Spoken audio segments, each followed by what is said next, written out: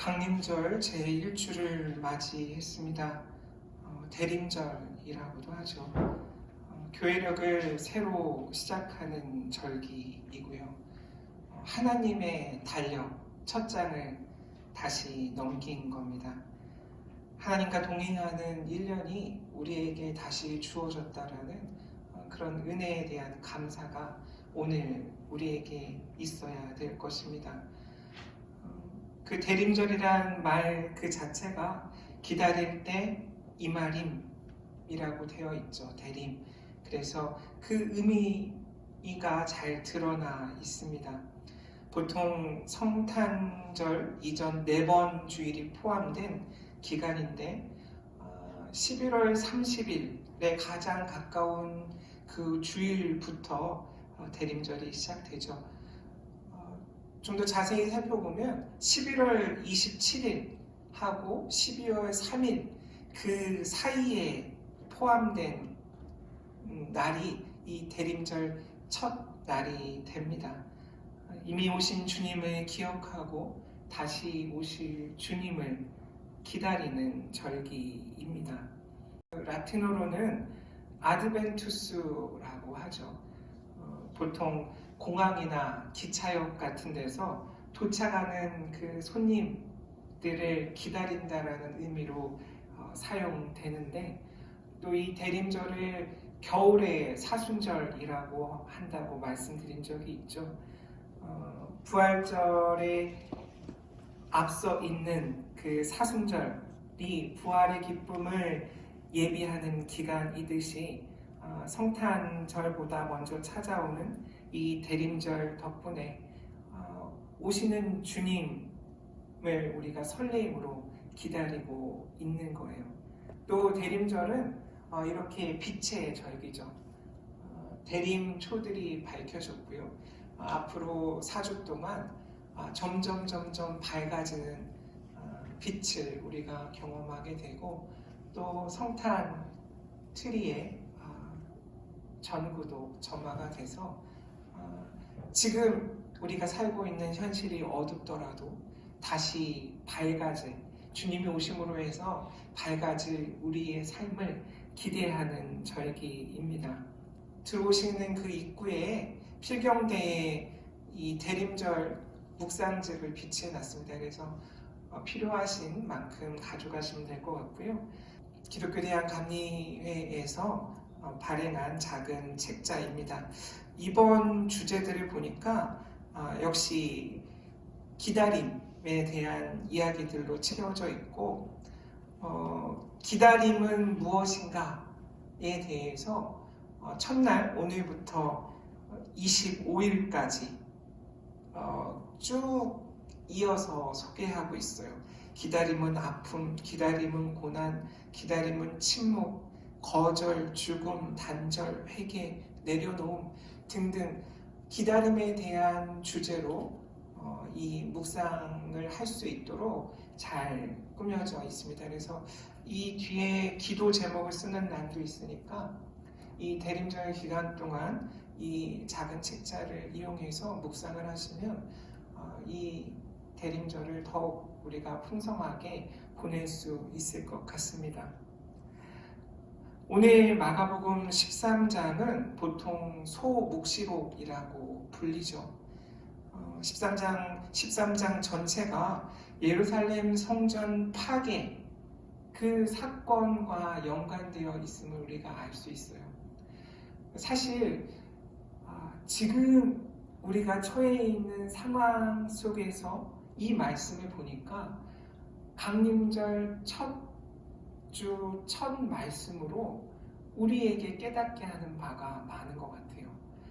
만약 우리가 2020년에 코로나19의 상황을 겪고 있지 않았다면 여전히 설레는 마음으로 기다려야 되는 성탄, 뭔가 낭만적으로 그리고 따뜻하고 아름다운 연말 연시를 향해 가는 그쯤에 우리의 그런 어떤 기대들로 가득 차 있는 이 마음 속에서 멸망, 재림, 파괴, 고난 이런 이야기들이 사실 불편하게 다가왔을 수도 있는데 유독 올해는 오늘 이 말씀이 우리의 상황과 다르지 않구나라는 생각이 들어서 더욱더 말씀을 준비하는 동안 더 가까이 제게 말씀하는 것을 경험했어요.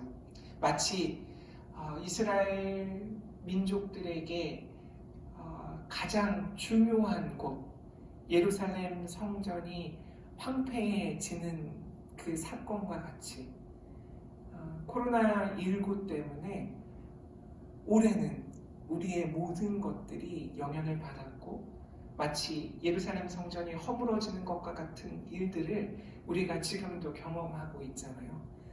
그때 동일하게 우리에게 예수께서 뭐라고 말씀하시는지 들을 수 있는 기회가 바로 이 예수의 다시 오심을 기다리는 그 첫 주 주일에 그 기회를 주님께서 우리에게 허락하시고 계시구나 라는 생각을 하게 됐습니다. 역사적 사건들로 살펴보면 이 예루살렘 성전에 여러 위기가 닥쳤을 때가 있죠. 예를 들면 솔로몬 성전이 바벨론에 의해 더럽혀졌던 그런 때가 있고요. 안티오쿠스 4세가 성전에 제우스상을 가져다 놓았던 때도 있었어요.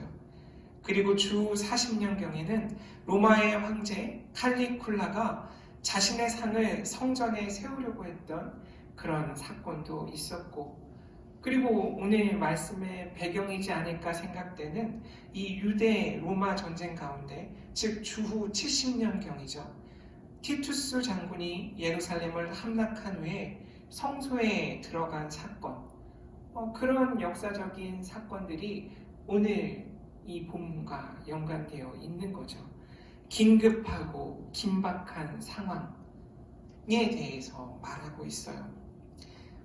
요세푸스라는 역사학자가 주 70년 로마 군대에 의해 예루살렘이 포위되었을 때 그런 상황들을 생생하게 기록하고 있는데, 오늘 예수님의 하신 말씀과 유사하다는 것, 그런 일들이 실제로 발생했다는 것을 우리가 알고 있죠.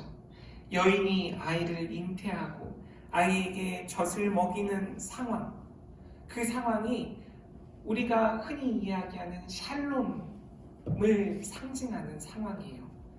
그런데 오늘 말씀은 그 샬롬이 더 이상 존재하지 않는 상황에 대해서 우리에게 이야기하고 있는 거죠. 우리 안에 샬롬이 있는가 묻고 있는 것이고, 2020년에 살아가는 이 세상은 샬롬이 과연 존재하는가를 오늘 말씀을 통해서 동일하게 묻고 있습니다. 따라서 오늘 말씀의 주제는 한마디로 깨어 있으라 라는 이야기를 하고 있는 거죠. 우리가 할 수 있는 유일한 것, 이런 상황 속에서 우리가 할 수 있는 유일한 일은 깨어 있는 것이라고 말하고 있어요. 알지 못하는 때를 위해서 주의하며 깨어 있으라는 거죠. 주의하라는 헬라어는 블레페테라는 말이에요. 눈을 똑바로 뜨고 쳐다보라 라는 의미를 갖고 있고, 의식적으로 그리고 관심을 가지고 조심하라, 대비하라, 이런 의미를 갖고 있는 거죠. 깨어있으라 라는 헬라어는 아그리프네이테라는 뜻, 경각심을 가지고 주의를 집중하라 라는 의미죠. 두 내용이 유사하죠.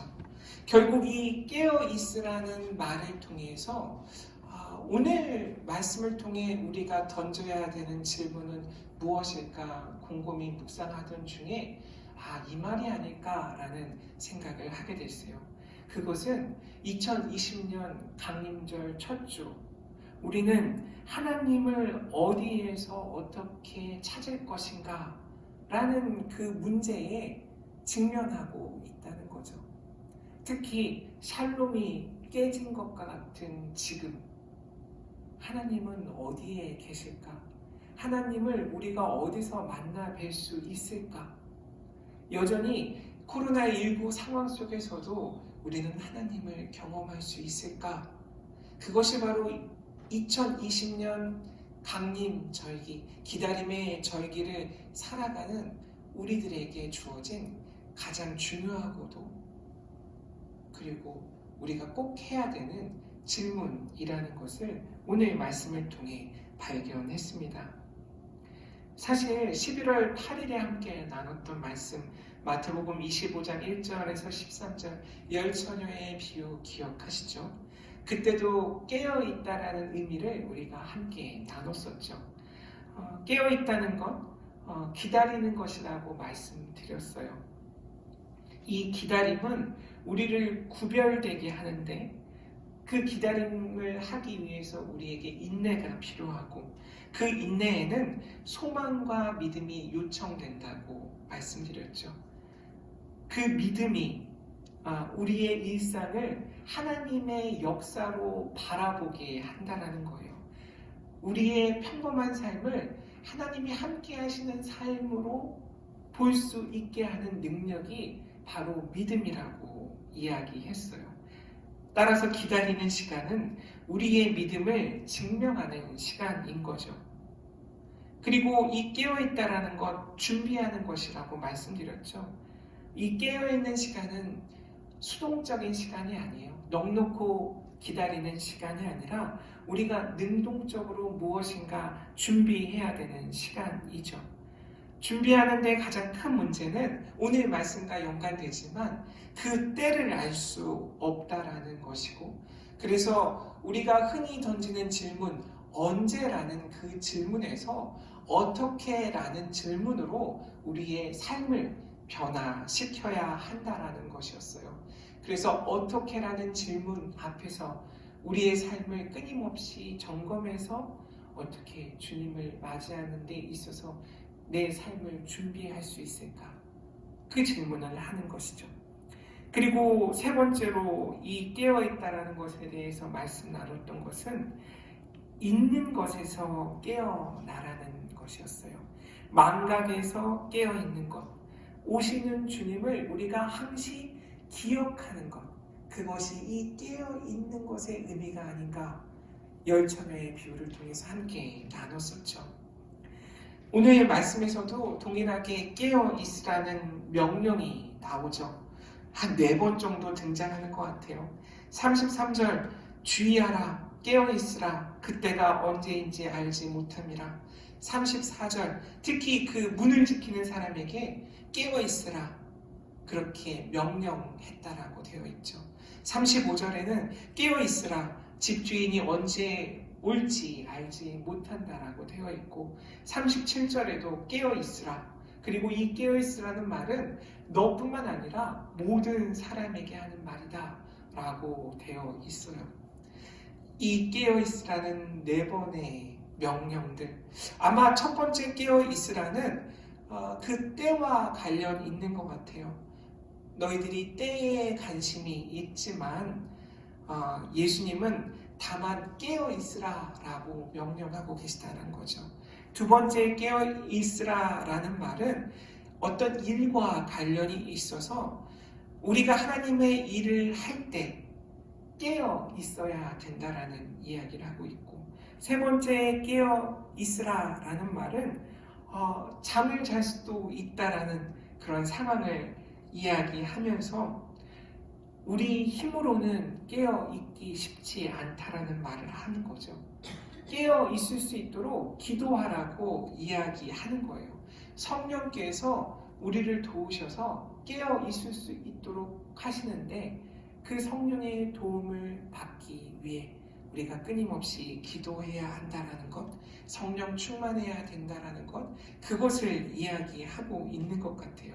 그래서 다른 사본들을 보면 이 깨어있으라는 말과 기도하라는 말이 항상 쌍으로 나와 있는 것을 보게 되죠.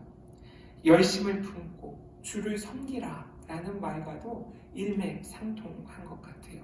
그리고 마지막에 깨어있으라 이 말은 어떤 시대, 어느 누구에게든 이 말은 해당된다라는 거죠. 이 명령에서 벗어날 수 있는 사람은 아무도 없다라는 이야기를 하고 있습니다. 이런 깨어있으라는 말들 중에 오늘은 이 두 번째 깨어있으라라는 것의 의미에 대해서 함께 나눠보려고 해요. 일을 통해 우리가 어떻게 깨어있을 수 있을까? 결국 일상을 통해 우리는 배워야 한다는 거예요. 일상을 통해 하나님을 발견할 수 있어야 한다는 것이에요. 그게 바로 깨어있는 것과 연관된다라는 거죠. 오늘 말씀에서는 무화과 나무를 예로 들고 있죠. 이 가지가 연해지고 잎사귀가 돋아나면 여름이 가까이 왔다라는 것을 너희가 아는 것과 같이 우리도 우리 삶에 나타나는 여러 일들을 통해 알아야 하는 일들이 있다라는 것이고 그것이 깨어 있는 것과 연관된다라는 거죠. 지금 우리 삶 속에서 일어나는 여러 일들, 그 일들 너머에 다가오고 있는 것에 대해서 우리가 분별할 수 있어야 된다라는 거예요. 어떤 변화가 생기거든 그 변화 자체에만 거기에만 함몰되고 매달리는 것이 아니라 왜 그런 변화가 생겼는지를 분별할 수 있어야 된다라는 거죠. 이 분별함을 통해서 그때가 언제인지는 모르지만 우리가 깨어 있을 수 있다라고 이야기하는 거예요. 일상의 일에서 나타나는 삶의 태도가 깨어있는 모습을 드러낸다라는 것이고 기다리는 그런 건강한 모습은 자신이 하고 있는 일을 주님이 맡기셨다라는 믿음을 갖고 하는 것이에요. 내가 지금 하고 있는 일이 하나님께서 맡기신 일이고 그 맡기신 일을 충실히 감당하는 그 일이야말로 내가 지금 깨어 있는 일이다 라는 믿음을 가지라는 이야기죠. 때를 모르지만 언제일지 모르지만 주님이 다시 오셔서 그 맡기신 일을 평가하신다라고 이야기하고 있잖아요. 따라서 거창하게 종말론, 재림신앙 이것에 대해서 오늘 말씀에 비추어 보면 결국 일상의 삶을 어떻게 우리가 살아내는가 그것이 바로 종말신앙이고 재림신앙이라고 이야기하는 거죠. 시간에 있어서는 긴박함을 가지고 대신에 우리에게 맡기신 그 일에 있어서는 성실과 지속성으로 행하는 것 그것이 지금 이때에 우리가 깨어있는 주님의 제자로서의 삶을 감당하는 것이라는 거예요. 이렇게 일상을 통해 배우는 그런 깨어있음을 위해서는 우리가 무엇을 먼저 해야 할까 다시 생각하게 되는데 그것은 바로 말씀을 통해 배워야만 그 일상의 깨어있음이 가능하다는 것이에요. 말씀을 통해 변화에 대한 분별을 우리가 할 수 있다는 것이죠. 말씀을 통해 우리가 성장한다라는 거예요. 오늘 말씀을 통해 얻은 약속이 있어요. 천지는 사라지지만 내 말은 사라지지 않을 것이다 라는 31절 말씀이죠. 약속이죠. 이 시기의 혼돈 속에서 우리는 우리 시대의 여러 문제들을 경험하고 있는데 그 모든 것들을 넘어서는 약속이 있고 그 약속은 바로 말씀이라고 오늘 예수께서 우리에게 이야기하세요.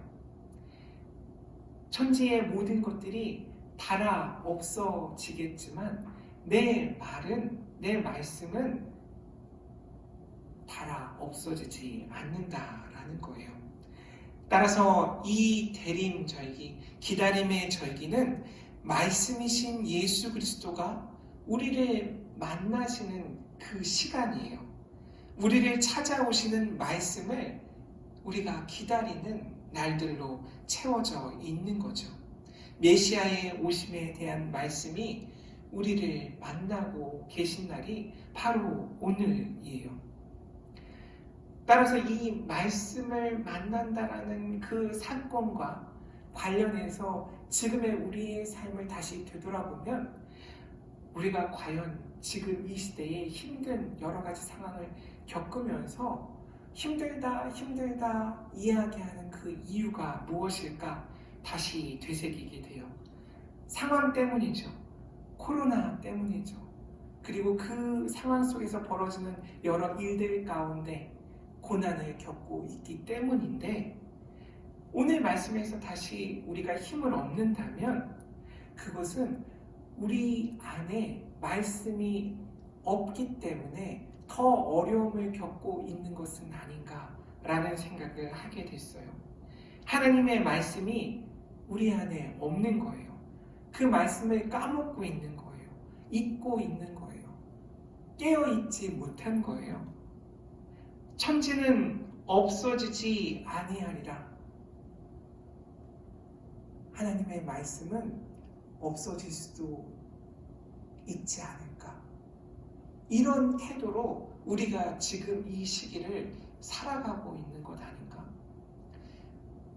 예수님이 말씀하신 그 약속과 정반대의 그런 삶의 태도를 우리가 취하고 있기 때문에 우리가 더 힘든 것이 아닌가라는 생각을 하게 됐어요. 그래서 이 천지가 사라질 수 있지만 하나님의 말씀은 사라지지 않는다라는 그 약속을 붙들고 살아가야 될 때, 그때가 바로 이 기다림의 시기가 아닌가라는 것을 다시 깨닫게 되었습니다. 오늘 말씀을 보다 보면 우리에게만 깨어 있으라 라고 말씀하시고 계신 것 같지만 저는 이렇게 느껴졌어요. 하나님이 깨어 계시구나. 늘 깨어 계시구나. 하나님이 깨어 계시기 때문에 우리에게도 깨어 있으라 권면하시는구나 라는 이야기로 제게는 들렸어요. 그렇기 때문에 우리는 어디에서 하나님을 찾을 수 있습니까? 우리가 어디서 하나님을 찾을 수 있습니까? 끊임없이 깨어 물으라는 그 말씀으로 제게는 읽혀졌거든요. 이때 조심해야 될 것이 있는 것 같아요. 내가 무엇을 찾고 있는가에 따라서 하나님을 찾는 곳이 달라진다라고 생각이 들었어요. 내가 지금 무엇을 찾고 있을까? 그것과 연관해서 예수님께서 이 땅에 오심의 의미를 다시 깨닫게 됐는데, 우리가 이야기하는 성육신이죠. 우리와 같은 모습으로 이 땅에 오신 예수 그리스도. 예수님이 이 땅에 오심은 하나님을 우리처럼 만들기 위해서가 아니라는 그런 생각이 들었어요.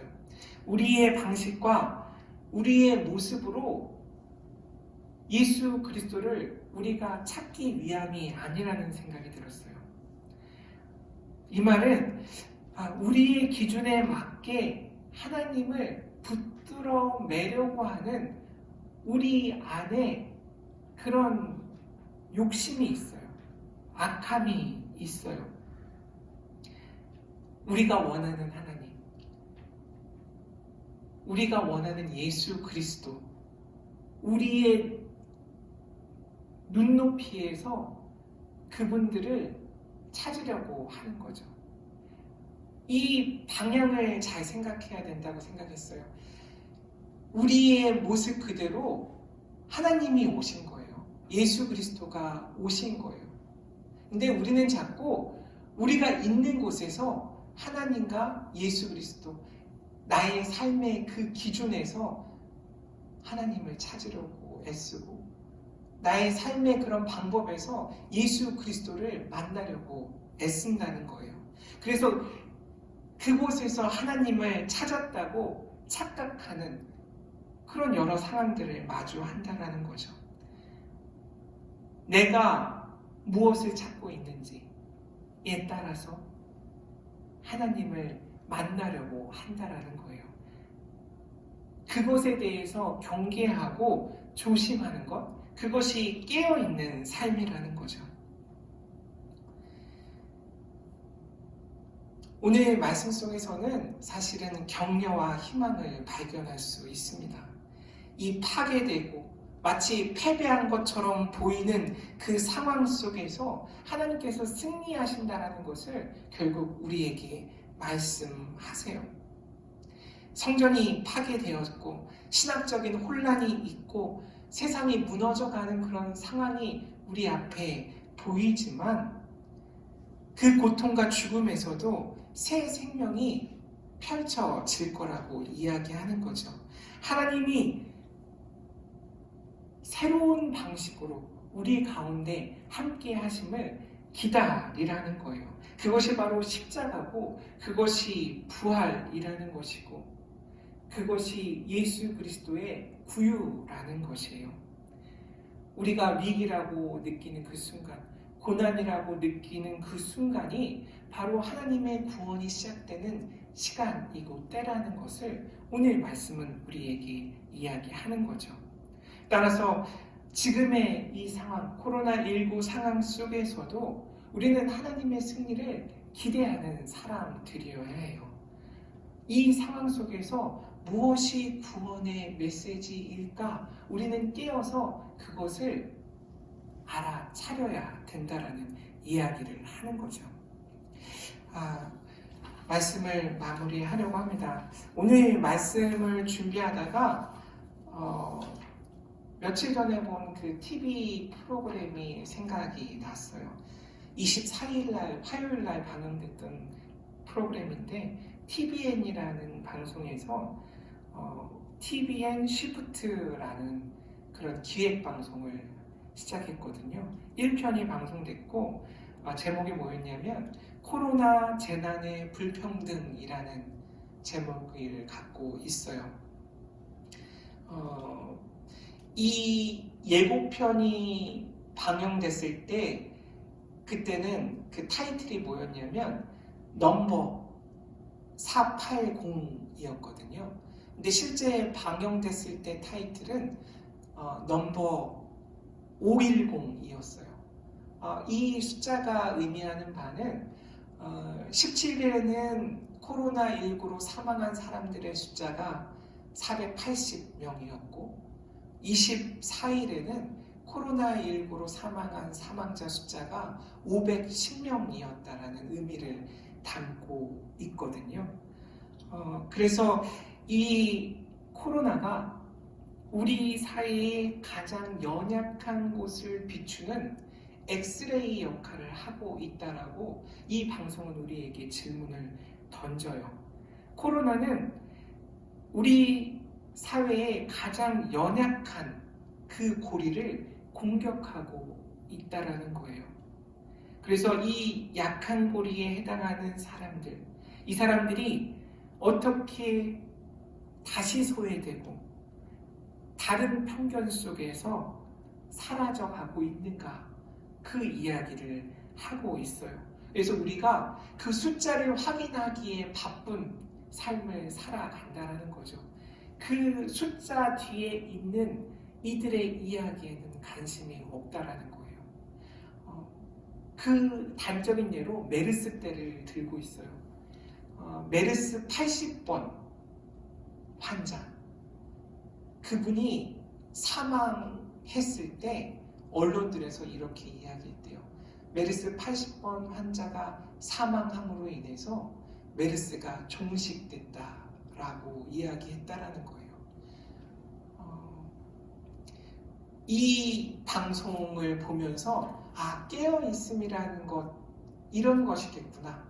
일상의 삶 속에서 우리가 깨어있는다라는 것이 바로 이 숫자로 대변되는 그 너머에 있는 이야기들, 그 숫자 너머에 살아가고 있는 가장 취약한 고리들, 대상들, 그것에 대해 우리가 어떻게 관심 갖고 어떻게 우리 삶 가운데 그것을 해석하는가의 문제와 연결된다라는 거죠. 어떻게 기억하고 있는가? 그 문제를 기독교인 우리가 어떤 방식으로 이 말씀을 통해서 다시 바라볼 수 있는가? 이 문제가 구체적인 깨어있음의 한 면모라는 생각을 하게 됐습니다. 그냥 알 수 있는 것이 아니라 다시 말씀드리지만 말씀을 통해서 배워야 하는 거예요. 삶의 여러 상황들, 특히 고난 상황 속에서 하나님이 어떻게 우리를 찾아오시고 우리와 함께 하시는지, 그 역사 속의 가장 큰 사건이 예수 그리스도가 오시는 사건이라는 거죠. 말씀을 우리 안에 갖고 있다면 이 삶을 어떻게 우리가 고난 속에서도 구원의 확신으로 변화시킬 수 있을지 체험할 수 있다는 겁니다. 오늘 말씀 마지막 구절, 그 구절을 메시지 성경은 이렇게 고백하고 있습니다. 내가 너희에게 말하고 있고 또 모든 사람에게 말한다. 너희 자리를 지켜라. 깨어 있으라.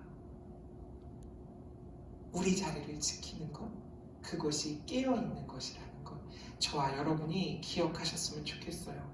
모든 때를 하나님의 시간으로 삼고 오늘이 바로 그날인 듯 말씀을 따라 사는 저와 여러분이 되시기를 주님의 이름으로 축원합니다. 아멘.